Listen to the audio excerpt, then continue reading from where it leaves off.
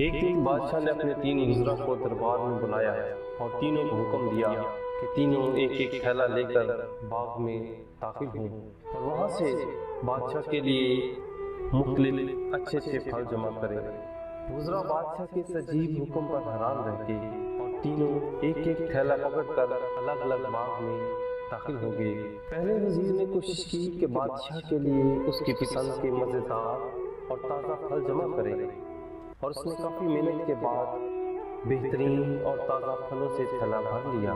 دوسرے وزیر نے خیال کیا کہ بادشاہ ایک ایک پھل کا خود تو جائزہ نہیں لے گا کہ کیسا ہے، اور نہ ہی پھلوں میں فرق دیکھے گا، لہٰذا اس نے اس بغیر فرق دیکھے جلدی جلدی ہر قسم کے تازہ اور کچے اور گلے سڑے پھلوں سے اپنا تھیلا بھر لیا۔ اور تیسرے وزیر نے سوچا کہ بادشاہ کی توجہ تو صرف تھیلے کے بھرنے پر ہوگی، اس کے اندر کیا ہے اسے بادشاہ نہیں دیکھے گا۔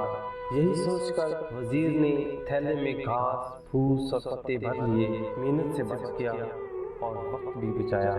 دوسرے دن بادشاہ نے تینوں وزراء کو اپنے اپنے تھیلوں سمیت دربار میں حاضر ہونے کا حکم دیا۔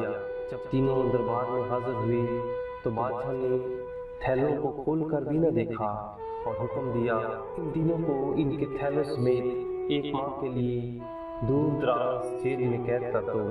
اب اس دور دراز جیل میں تینوں کے پاس کھانے پینے کے لیے کچھ نہیں تھا سوائے اس تھیلے کے جو انہوں نے اس میں جمع کیا تھا۔ اب پہلا وزیر جس نے اچھے اچھے پھل چن کر جمع کیے تھے وہ مزے مزے سے اپنے ہی پھلوں پر گزارا کرتا رہا، یہاں تک 1 ماہ بآسانی گزر گیا۔ اور دوسرا وزیر جس نے بغیر دیکھے تازہ اور خراب اور ہر قسم کے کچے پھل جمع کیے تھے اس کے لیے بڑی مشکل پیش آئی۔ کچھ دن تو تازہ پھل کھا لیے لیکن پھر کچے اور گلے سڑے پھل کھانے پڑے، جس سے وہ بہت زیادہ بیمار ہو گیا اور اسے بہت زیادہ تکلیف اٹھانا پڑی۔ اور تیسرا وزیر جس نے بغیر محنت کے اپنے تھیلے میں صرف گھاس پھوس ہی جمع کیا تھا وہ کچھ دن بعد ہی بھوک سے مر گیا کیونکہ اس کے پاس کھانے کو کچھ نہ تھا۔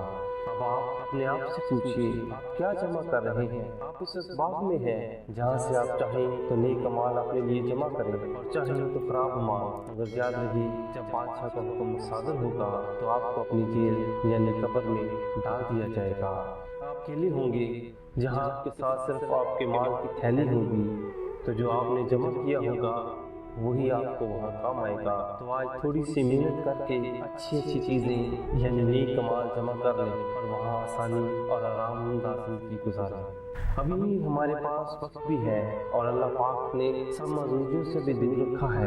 اللہ کو دن میں 5 بار یاد تو کر لیا کرو، انشاءاللہ بڑے بڑے اعمال کرنے کی وہ خود ہی توفیق اور آسانی عطا کر دے گا۔ اللہ پاک ہمیں سمجھنے کی توفیق عطا فرمائے، آمین ثم آمین۔ ناظرین، امید ہے آپ کو ہماری یہ ویڈیو پسند آئی ہوگی۔ اس سبق موضوع ویڈیو سے آپ سبق حاصل کریں، اور جن ناظرین نے ہمیں پہلی دفعہ جوائن کیا ہے اور اس ویڈیو کو دیکھ رہے ہیں تو ہمارے چینل کو ضرور سبسکرائب کریں تاکہ مزید اچھی اور معلوماتی کہانیاں ہم آپ تک پہنچاتے رہیں۔